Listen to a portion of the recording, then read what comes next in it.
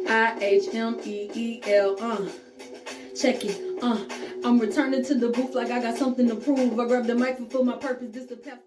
Hey y'all, welcome back to the All Things Ihmeelion Podcast. I am your host, The Million Minds, and this is my debut episode in the Social Goats universe, All Things Friendship. I dive into my friendship origin story, times I've dropped the ball as a friend, roles I've played in these friendships, and how I am showing up as a friend today. So if you want to hear your girl talk about all things friendship, stay tuned. Happy Black History Month, everybody, and I hope everybody's year is off to a great start. And don't let the month fool you. We are celebrating and standing 10 toes down in our Blackness all year and all life long. And in light of Black History Month, need I remind y'all that activism looks different on everybody. You know what I'm saying? If your calling is not fighting or toting a blicky, you know what I'm saying, being on the front lines marching, that is perfectly okay. That is perfectly fine. If your calling is singing and you want to use your songs or use your music to uplift the frequency and the vibration of the community, that is okay. If your calling is being a chef and you want to infuse good intentions and positive energy into the meals that you give out to the community, that is perfectly fine. You know, if you have a podcast or a YouTube channel, or your voice is part of your calling, use your platform to amplify and lift Black voices. So I'm a firm believer that our calling is how we should be navigating in our activism, and that looks different on everybody. So do you and do your part. Just don't do nothing. Just don't do nothing. And also, one of my year's themes is Kuji Chagulia. It's the second day of Kwanzaa, okay? And it means self-determination, to define, create, speak, and make a name for oneself. Because in a society and in a world where everybody is trying to tell you who to be and how to be, only you know who you are. Only you can define yourself and make a name for oneself and speak for oneself, okay? Only you know who you are. And I'm really wanting to, of course, get to know myself. I'm 25, you know what I'm saying? I'm still learning. I really want to, get to know myself and also establish myself as a multi-talented and multifaceted artist, So, we doing all the things this year. I'm not leaving any stone unturned. And honestly, I would say that so far this year, I have been doing that. You know what I'm saying? My podcast got picked up by the Social Goats Media team, which I am so grateful for. You know what I'm saying? I've been exercising that throat chakra, and, because I want to get back into singing. You know what I'm saying? And then also, your girl is hitting the runway again. That's right. It's going down February 14th at the Bossier Arts Council for the Madame Rosie's Closet Fashion Show. Shout out to Barry Shabazz, aka Brittany Shabazz, for having your girl on. And not only is it a fashion show going on the 14th, it's also the world premiere of the movie Pimposium, which is a pimped out comedic murder mystery. Don't that sound like a good time, y'all? So pimps bring your hoes bring your pimps, you know what I'm saying? And you're not doing nothing anyway. Why go to a hotel with the stereotypical chocolates and the rose petals and the candles and stuff? Like, we done did all of that already. So come down to see a fashion show and a movie, period. They have showings at 11 a.m., 2 p.m., 4 p.m., and the main event, the fashion show, is at 7 p.m. So, come out and support. You know what I'm saying? If you see me, see us, take a picture, you know what I'm saying? Watch the movie and have a great time. Have a ball. A hater's ball, if you will. And the tickets will be linked down below. So y'all come out and support, you know what I'm saying? And have a good time and put it on. You know what I'm saying? Come with your pimp hats, your silk presses, and your canes, okay? Your animal print, your suits, or whatever, just come out and support and have a good time. Now let's get into the bites and the books and the bops. And the bites and the books and the bops. And y'all, your girl is on a weight loss journey. You know what I'm saying? If you didn't see me around town, I done lost a couple pounds, okay? I did not mean to rhyme, but when it's in you, You just make it do what it do. But y'all, like I said, I am on a weight loss journey. So I've been, just trying to, try different meals and stuff like that. So I did end up cooking a Tabitha Brown inspired vegan chili. And when I tell you I ate it up, I ain't got no pictures of it, because the meals don't be there alone. When I'm hungry, I'm hungry. I ain't got time to be taking pictures and stuff, but maybe in the next episode. But I also paired this chili with a honey cornbread. And let me say something. Walmart shoppers, pickers, whatever you want to call it. If I say I want the Zatarain's honey cornbread, if you know, you know. At least give me Jiffy as a substitute. You gave me some unknown brand that I've never seen before, but trust and believe I still made it do what it do. You know what I'm saying? So I had the vegan chili, and then I also had this rosemary garlic pizza from the Better Goods brand. And when I tell y'all, it touched my spirit because I'm allergic to tomatoes, so I can't do all the other pizzas and stuff like that. And when I tell you, it was so freaking good because sometimes you'll get the white pizza and the sauce is a little bland, but when I tell you Better Goods brand, when it comes to flavor, they do not miss. And then I also cooked my staple chicken tacos. If you've ever had them before, you're welcome. You know what I'm saying? But yes, and one thing that I've realized about solo living is, those fun and, creative meals and stuff like that. Because I had to make pecan meat and stuff like that. And it didn't turn out the way that I wanted it to at first, but I put it in the oven and it was fine. But yes, one thing that I've learned is those experimental like meals and stuff like that makes it fun, and having those staple meals like my tacos and stuff, those keep me grounded. And those ready to eat meals like the box pizzas and stuff like that, those keep me going on days where I don't feel like cooking. You get busy and things happen and stuff like that, or sometimes you just tired and you don't feel like cooking. So they definitely held your girl down for the these last couple of weeks. And as I have been nourishing my body, I've also been making sure to nourish my mind. So this week's book is Spiritual Hygiene by Iyanla Vanzant, a practical path for clean living, inner authority, and divine freedom. And when I say it is just that, it is just that. It has opening prayers, journal prompts, and it also serves as a guide to cleansing the mind, heart, and soul of emotional clutter and trauma. And when I say this is a book that I have been having to pick up and put down, because no lie, some of the parts are very heavy, you know what I'm saying? Or I'd be like, oh, I gotta, meditate on this. But when I say it is so worth a read, it is so worth a read. And if you don't want to get the actual copy, you can also get the audio book, and she is also narrating the book herself. Iyanla, her voice is going to captivate the audience, you know what I'm saying? So I'm glad she didn't have some rinky-dink old man from the UK to narrate her book. Like, I'm glad that she did it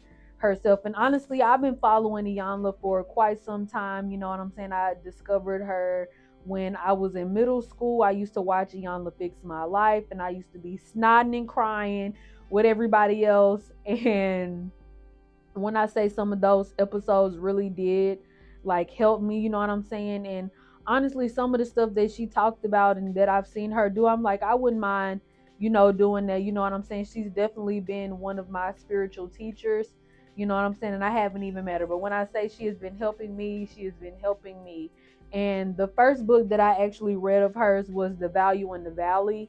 And when I say that is another book that I recommend anybody, especially Black women, to read, y'all, if you haven't got into Iyanla, please do. Because when I say she is that girl, she may not always have the best tone or whatever people want to say, but at the end of the day, she's speaking real stuff. And I'm so glad that she decided to write that book and, be vulnerable with us because I needed it. The world needed it, and I feel like it's right on time. And speaking of another amazing black woman that I've adored for years, this week's bop goes to Syleena Johnson and her latest album, Legacy. Released August 30th of 2024, her album Legacy is an ode or tribute to her late father, blues singer Syl Johnson, and each song actually samples his music. So when she say it's legacy, when she say it's a tribute, she means just that. And it also features Chi-Town natives Shauna and Twista, two artists that I also love.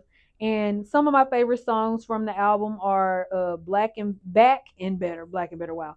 Back and Better, Monsters in the Closet, and Black Balloon, which honestly I feel like is a black anthem at this point, or I feel like it should be added to the black anthems list because it exudes resilience, which is a common theme for the black community. It's a common theme for black people because at the end of the day, in the whatever we have been through, you know what I'm saying, we have always been able to bounce back and rise above.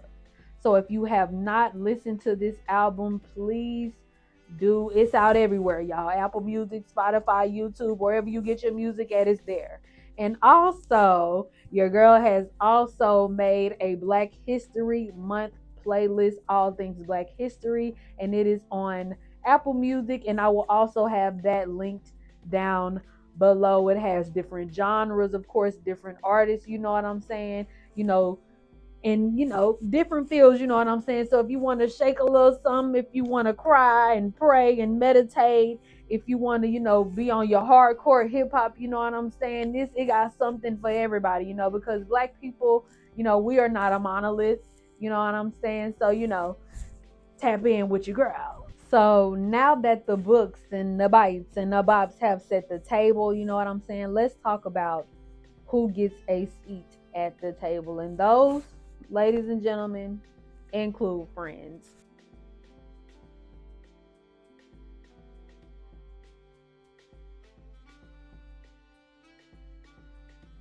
So when it comes to friendship, I can honestly say that my mom and a lot of the media that I consume like heavily impacted the way that I view friendships. Like for example, my mom, I guess you can say, has always been like a constant friend, because her best friends, they stayed in Texas and we stayed here in Louisiana, and we seen them sometimes, like it'll be like the meetups, or we may go out of town like every so often, but my mom still established those friendships, and she didn't talk to them every day or every week or even every year sometimes, and she did have friends here, but they were here for reasons and seasons, and when I say my mom's cutoff game has always been lethal, like when I say that the sword was sharp, it was sharp. And of course I wasn't in grown folks business back in the day, so of course I didn't know why, like, hey, while we don't see this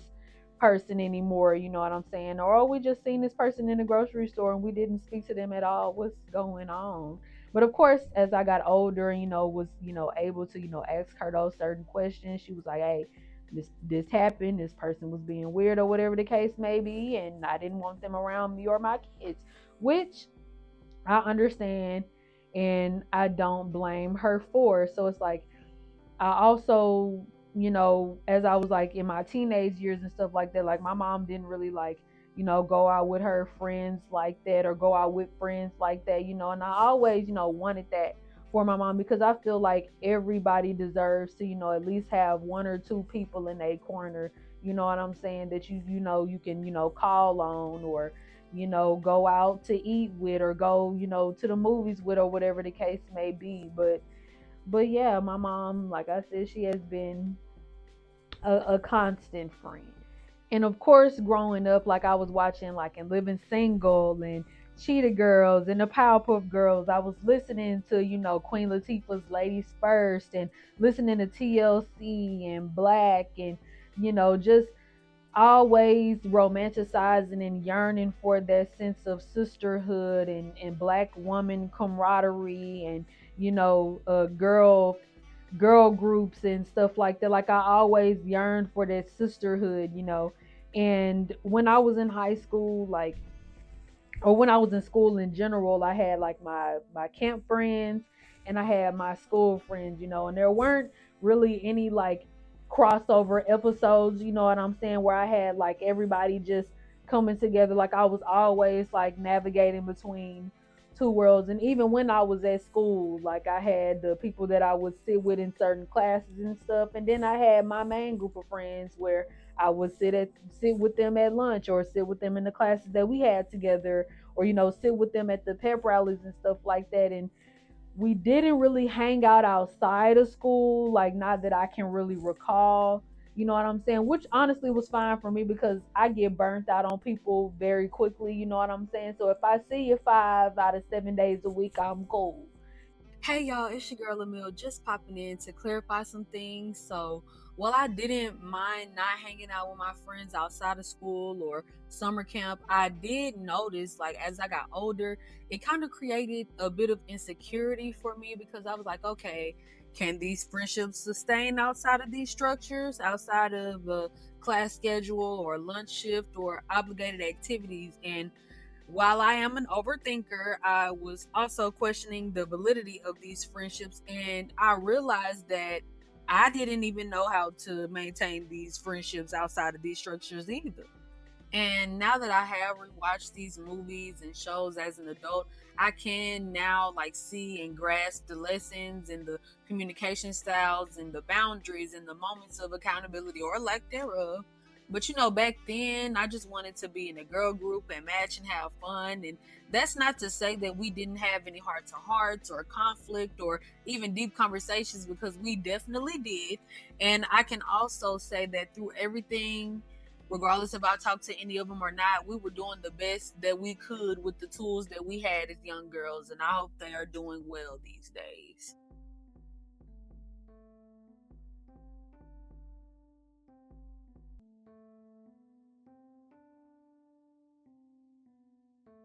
So, when it comes to the roles I've played in friendships, I first want to acknowledge that oftentimes we assign these roles to ourselves as protection or out of survival.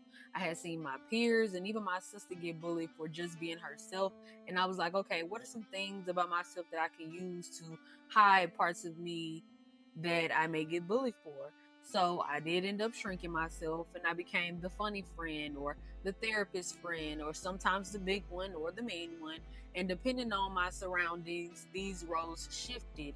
And like I said, it wasn't my friends that assigned those roles. Although I remember a phone call from back in the day where one of my friends at the time was like, "Oh yeah, we're gonna invite Adrian. She's funny," and I know she didn't mean any harm, but internally I was like, "Damn, like I'm more than that." And as I got older in my teenage years, I was the spiritual friend or the pro black one, still the funny one or the mean one. But I did get bullied in high school for being pro black. And some people tried to, come at me for being too much or having acne, all types of shit. And I used humor to shield myself then as well. And I realized that through all of that, I just wanted to have space and have the courage to be myself. And I can also say that masking had me hanging around the wrong crowds, befriending the wrong people, but not for long though. I might stay for a while, but not a long time. And through therapy and healing work that still continues, I can say that I am so grateful, beyond grateful, to have friends that accept me for who I am fully, and not as a role, you know what I'm saying, just as myself as a whole.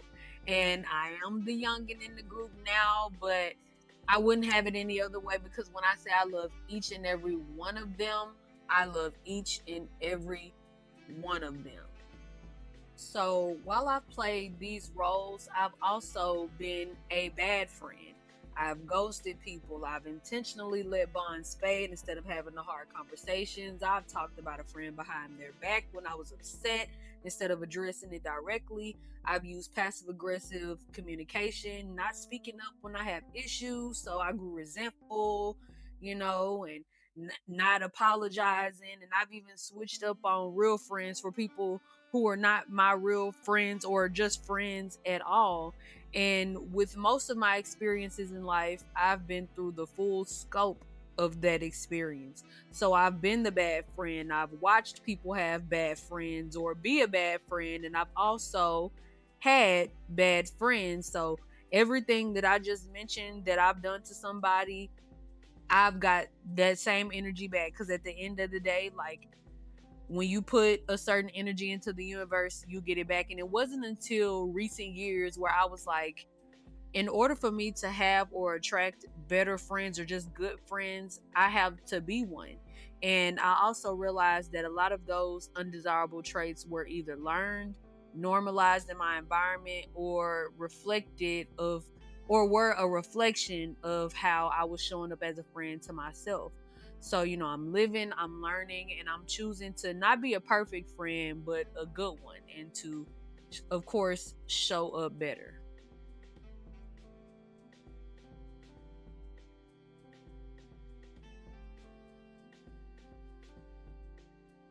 And with showing up better, like, I've also had to stay true to the type of friend that I naturally am.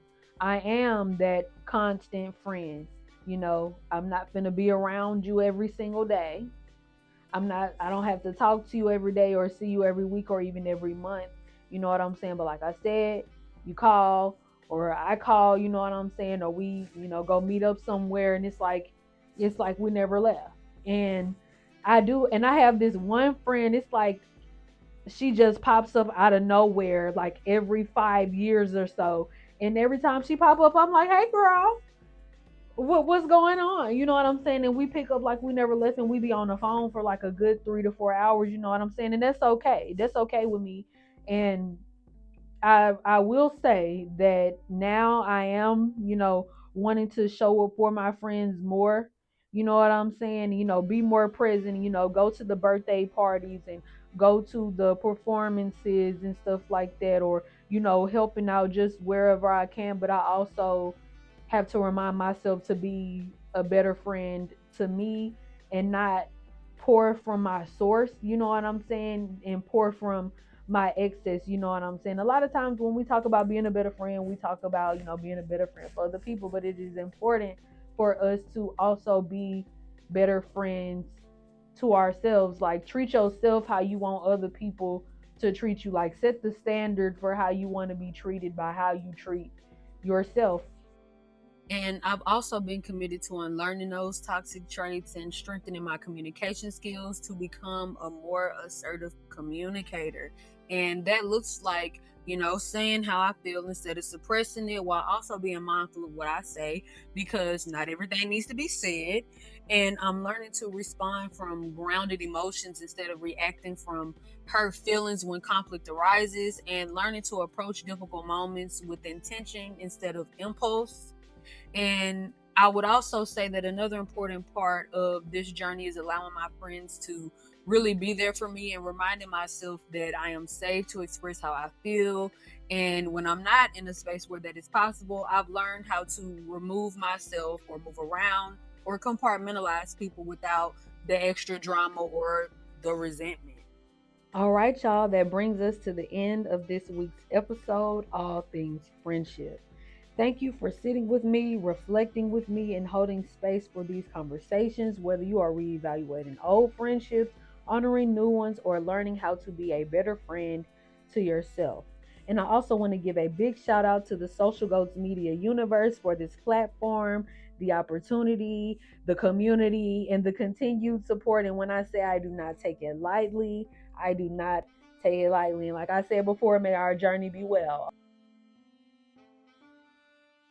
And if you want to know what a meal beyond, I tell you, tap into All Things Ihmeelion every other Friday evening on the Social Goats and All Things Ihmeelion platforms for the same energy, deeper conversations, and all things Ihmeelion. Be sure to follow me on all my socials to stay updated and stay in the loop. Bye, y'all.